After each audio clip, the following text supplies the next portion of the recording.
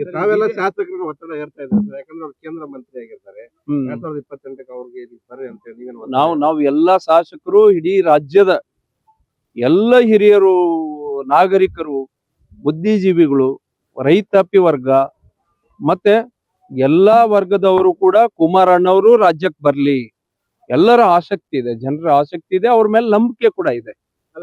ರಾಜ್ಯಕ್ಕೆ ಏನಾದ್ರೂ ಒಳ್ಳೆ ಕಾರ್ಯ ಮಾಡ್ತಾರೆ, ರೈತರ ಬಗ್ಗೆ ಏನಾರ ಕಳಕಳಿ ಇದೆ, ಅವ್ರು ಬರಬೇಕು ರಾಜ್ಯಕ್ಕೆ ಅನ್ನುವಂಥದ್ದು ಎಲ್ಲರದು ತುಂಬಾ ಜನದ ಬೇಡಿಕೆ ಇದೆ. ತಾವೇನ್ ಬರ್ಬೇಕಂತ ಈ ಮೈತ್ರಿ ಒಳಗಿದ್ರೆ ಸರ್, ತಾವು ತಮ್ಮನ್ನ ಕುಮಾರಸ್ವಾಮಿ ಅವರು ಮುಖ್ಯಮಂತ್ರಿ ಮಾಡ್ತಾರೆ ಸರ್ ಬಿಜೆಪಿ ಅವರು?